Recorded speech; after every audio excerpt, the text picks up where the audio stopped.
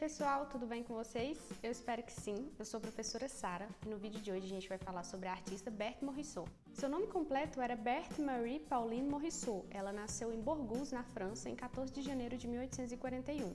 Ela era a terceira filha de Edmond Tiburce Morisot. Ele era prefeito de Cher e era formada em arquitetura por essa faculdade que está aparecendo aqui para vocês. E a sua mãe era Marie Josephine Cornélie Thomas. Ela era sobrinha neta de Jean-Honoré Fragonard, que era um pintor famoso pelo estilo rococó. Berthe tinha duas irmãs, Ives, Edma e mais um irmão novo, Tiburce. Essas duas são mais conhecidas porque estudaram com ela desde a infância já o ofício da arte. Porém, apenas uma delas, que é a Edma, que eu vou falar um pouco mais pra frente, que junto a Morisot, continuou os estudos sobre arte.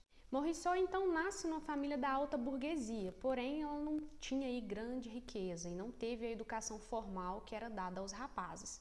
Porém, desde nova, sua mãe, a Marie Cornélie, estimulou ela e os seus filhos a focarem bastante nos estudos, principalmente nos estudos de arte. Não é à toa que depois a sua mãe venha contratar um professor particular para ensinar as meninas aí o ofício da pintura. Em 1840, a ideia, a concepção de uma mulher educada, talentosa, independente, bem-sucedida, ganhando seu dinheiro, era algo que estava começando a se tornar realidade na cidade de Londres. Porém, tudo isso que a gente teve, essas mudanças a partir de 1840 em Londres, isso não veio sem estranhamento e isso não ocorreu sem luta por parte dos movimentos feministas. À medida que o século avançava, crescia o medo na sociedade por causa dessas mulheres independentes, por causa que elas estavam ocupando os espaços de trabalho, estavam querendo ocupar os espaços públicos, saindo do espaço privado. E isso estava gerando não somente ondas de críticas, como é comum quando tem uma grande mudança drástica na sociedade, mas também um estranhamento por parte da população. Tolerava-se nesse período instrumentistas, romancistas ou até mesmo escritoras. Porém, essas escritoras, se a gente pensar, por exemplo, de Mary Shelley, do Frankenstein, ou até mesmo Louise Colette, para elas conseguirem produzir ou publicar os seus livros, normalmente era sob um pseudônimo ou sobre o nome do marido, Para começar, que para você publicar sem ser casada já era uma dificuldade. E se você fosse publicar, você necessitava que a sua escrita fosse sobre temáticas ligadas ao lar e não poderia ser nada muito escandaloso ou discutir sobre política, porque isso não era cabível para uma mulher. Para começar também, que a mulher era considerada intelectualmente inferior. Então nem existia essa possibilidade, porque nem ao menos se imaginava que a mulher tinha a mesma capacidade intelectual que o homem. A dançarina e a atriz também era uma profissão tolerada para mulheres, mas eu vou explicar o porquê que isso era tolerado e o cargo de pintora não era. Quem deixa clara a opinião de como eram vistas as pintoras naquele período é o pintor Renoir. E se você não sabe quem é o Renoir, é só você assistir esse vídeo que eu vou deixar aqui para vocês, que foi o artista que a gente discutiu aqui no canal na semana passada. Eu encaro escritoras, advogadas, políticas como Gertrude St. Juliette Adams e outras encrenqueiras como monstruosidade, como nada além de bezerros de 5 patas.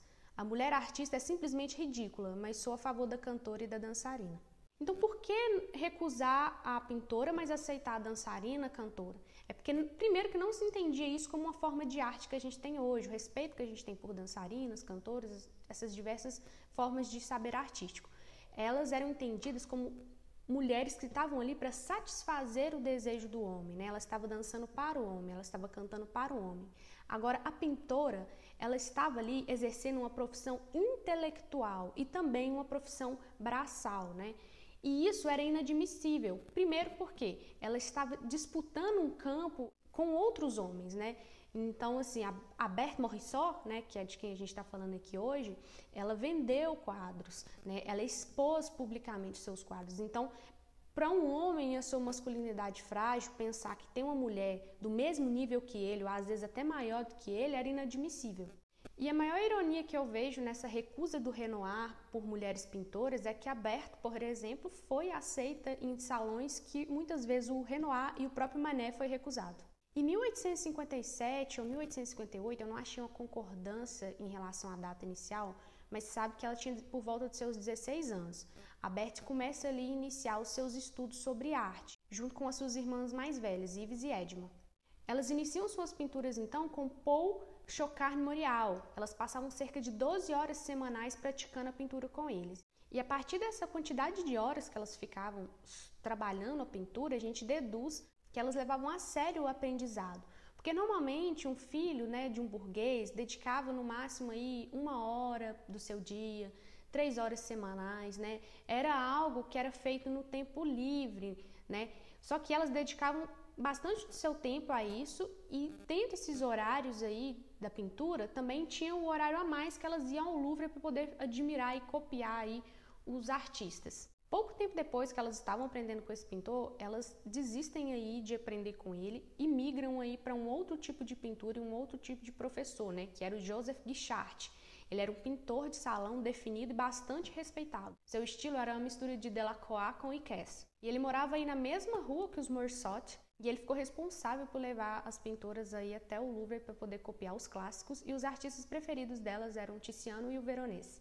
O mais interessante é que esse segundo mestre da pintura, o Guichard, ele começou a ter noção que a Berthe e a sua irmã Edma estavam avançando bastante no ofício da pintura, então ele começou a ficar meio preocupado, né? Aí ele encaminhou uma carta para a mãe das Morisot, avisando ela para ela ter atenção se era isso mesmo que ela queria para o futuro das suas filhas. Meu ensinamento não vai dar-lhe só um pequeno verniz de talento, elas vão se tornar pintoras. A senhora dá-se conta do que isso significa?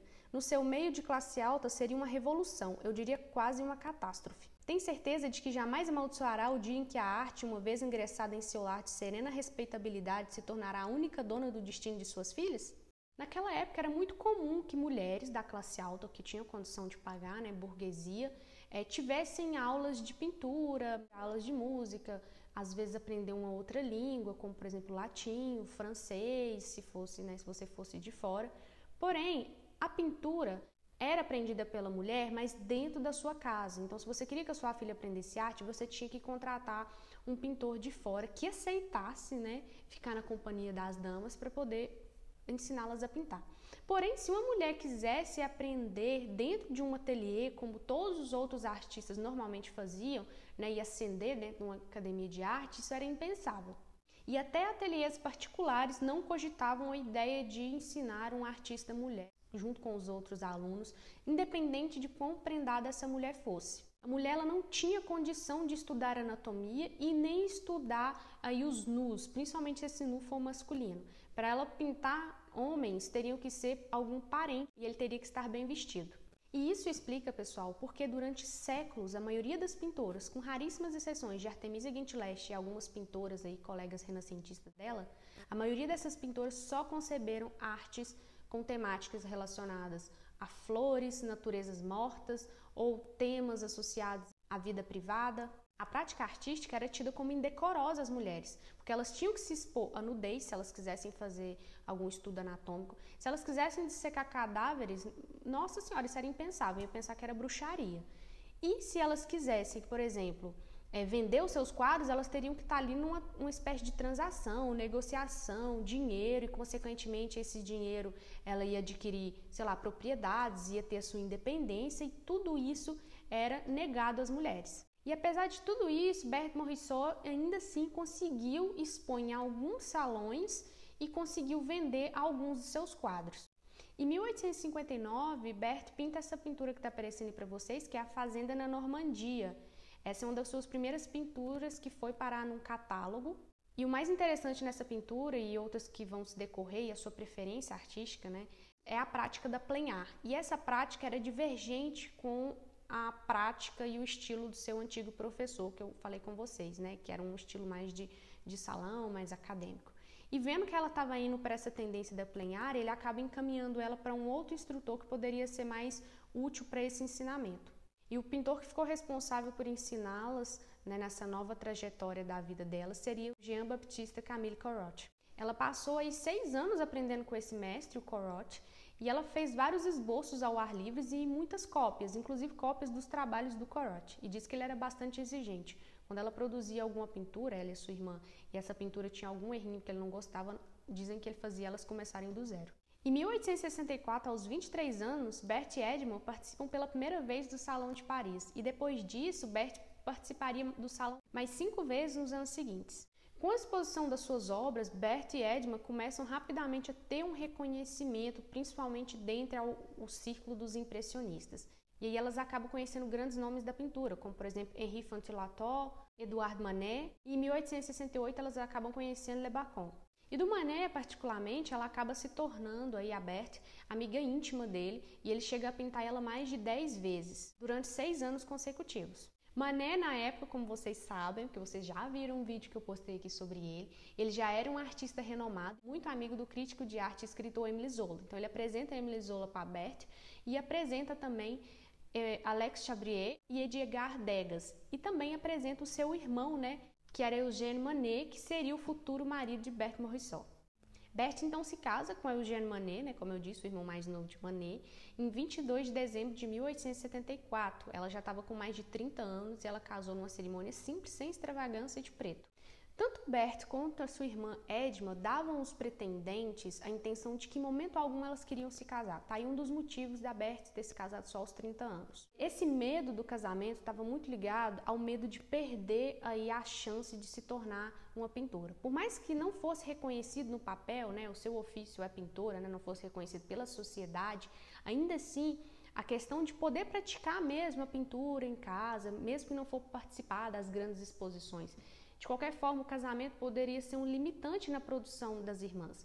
Tanto que quando a sua irmã Edma vem a casar, ela para de pintar. A gente não sabe se foi por exigência de seu marido, mas ela para com isso. E por meio das cartas trocadas entre elas, a gente vê que tem uma tristeza muito grande, né? Elas falavam sobre o fato de que estava muito ocioso o tempo, que elas não tinham muito o que fazer, que queriam ocupar a mente com além das coisas do dia a dia, como cuidar da casa, cuidar dos filhos. Muitos maridos exigiam que essas mulheres parassem de pintar por medo de ser ridicularizadas na sociedade, por medo delas serem muito reconhecidas, ganharem dinheiro e aí ter uma renda maior do que a dele, ou abandoná-los. E em muitos casos também, quando se casa, se trocava o nome. Então, a Berthe Morisot teria que assinar aí, por exemplo, o nome do seu marido, coisa que ela não fez quando se casou com ele. Então, a mulher meio que perdia um pouco da sua identidade. Então, tinha todo questões sociais, históricas aí que fizeram com que a Berthe só fosse se casar um pouco mais tarde. Casar com o irmão de Manet seria, de certa forma, estratégico. E aqui eu estou dizendo estratégico, não no sentido que ela não gostava dele, porque quem sou eu para medir sentimento de alguém? Documentação nenhuma nunca vai dizer se alguém gosta ou não de outra pessoa. Mas estratégico no sentido de que ela estaria numa família de pintura, né, com um irmão de um pintor, então ela poderia continuar frequentando os círculos da pintura, né, ligados a Manet e os outros pintores impressionistas, e ela poderia aí continuar pintando, tanto que ela faz lindos quadros como esse que está aparecendo aqui para vocês, dele e da sua filha, que eles vão ter depois, e ela continuaria assinando com o seu nome.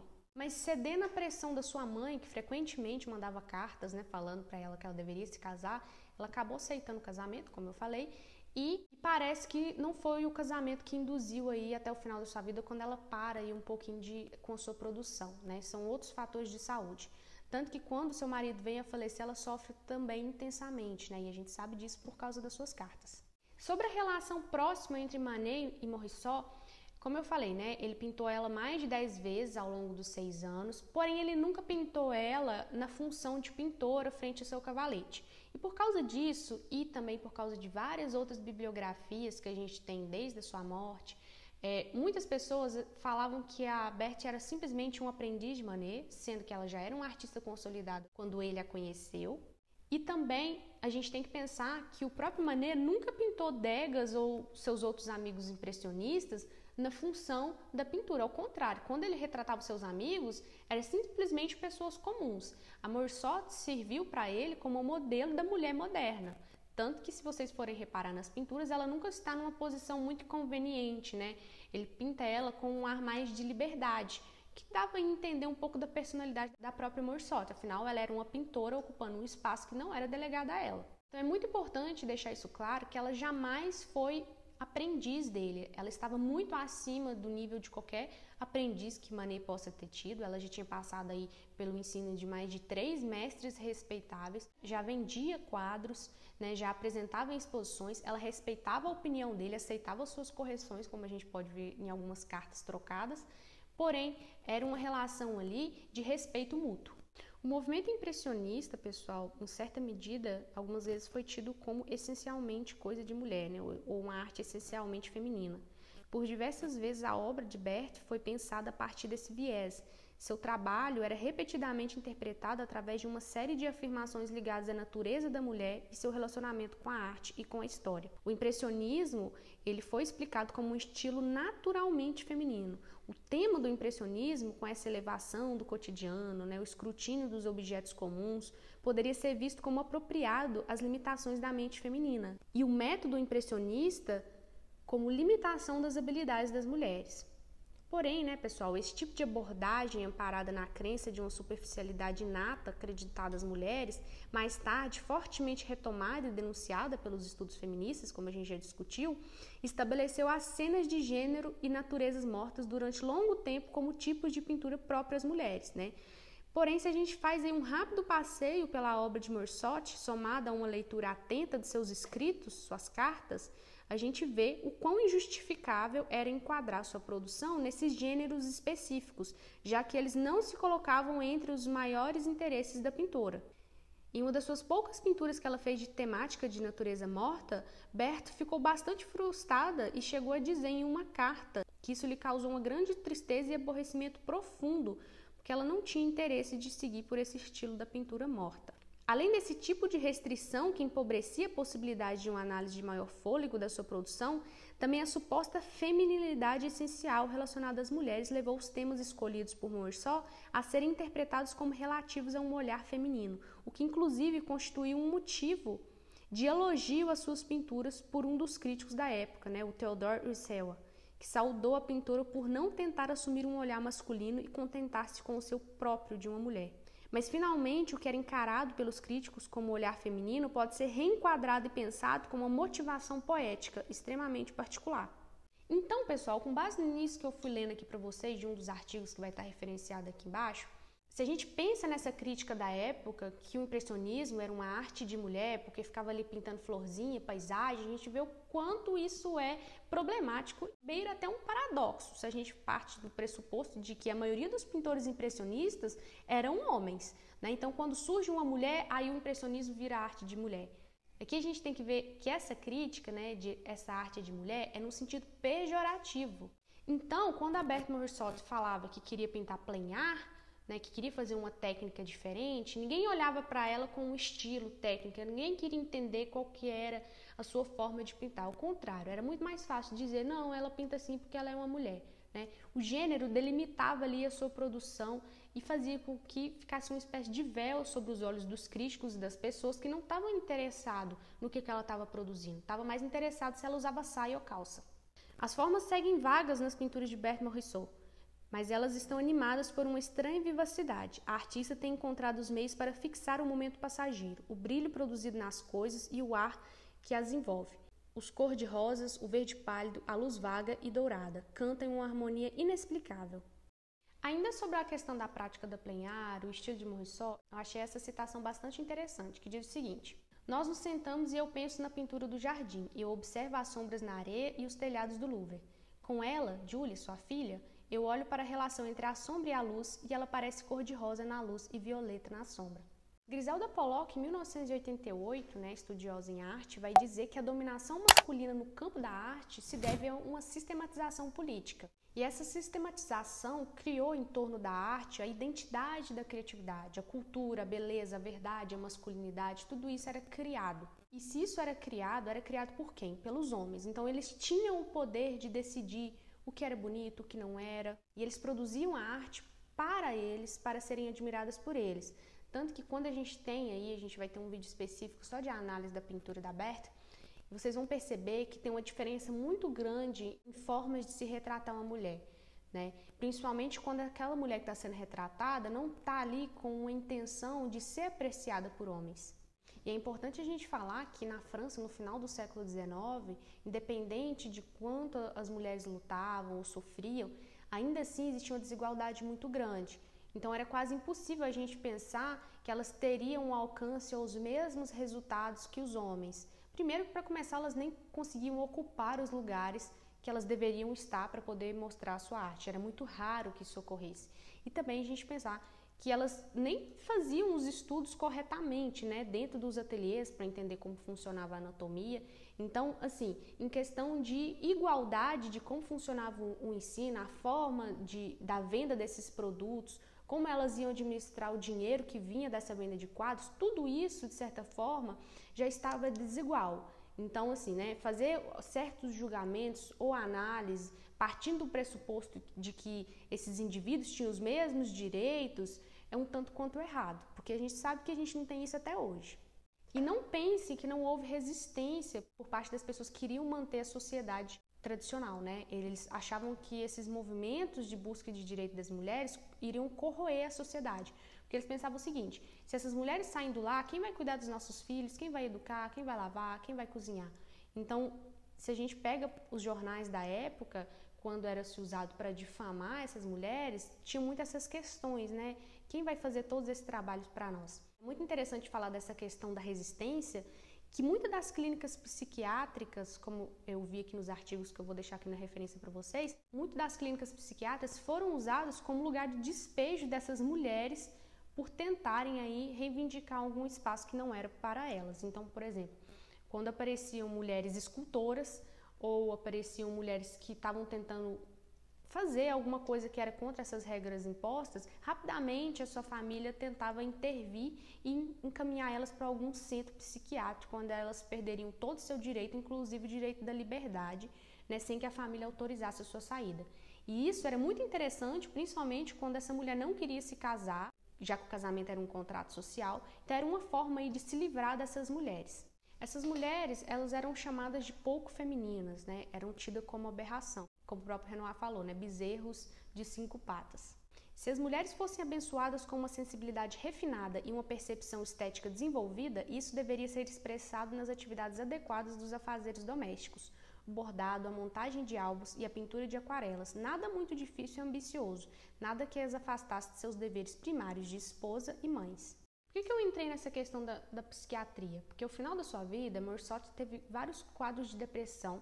As críticas dos jornais da época, as críticas de alguns pares, a crítica dos seus familiares estava pesando bastante para ela. E a gente sabe disso por meio das cartas, né? Depois disso, ela vem a desenvolver uma deterioração muito forte da sua saúde física. E chegou a um ponto que ela estava duvidando da sua própria saúde mental, né? Tendo em vista que várias mulheres eram presas, né, por fugir desse padrão de feminilidade, né? Então, e como ela fugia também, ela começou a se achar, se autodiagnosticar como incapaz. Aos 21 anos, Berta escreveu isso em seu diário. Eu sempre tive a sensação de um vazio de ação, sonho, memória, desejo, querer e de beleza. Eu espio minha histeria com prazer e terror. Agora estou constantemente em um turbilhão. E hoje, 23 de janeiro de 1867, eu senti o vento do hospício, da imbecilidade soprando sobre mim. Tantos presságios e sinais já foram enviados por Deus que é hora de agir, de considerar o minuto presente o mais importante dentre todos os minutos e de transformar esse tormento comum em prazer primoroso e perpétuo, isto é, meu trabalho. Para me curar de tudo, da aflição, doença e melancolia, o que se precisa absolutamente é o gosto pelo trabalho. Esses quadros de tristeza foram tão sérios que ela chegou a destruir trabalhos, parar de pintar, ficar sem comer, e isso levou ela a quadros sérios de anorexia, e a gente sabe disso, né, com base nessa carta que está aparecendo aqui. A sua mãe ficou bastante preocupada, né, chegou a enviar cartas para sua irmã falando sobre essa tristeza que pegava muito a Berta.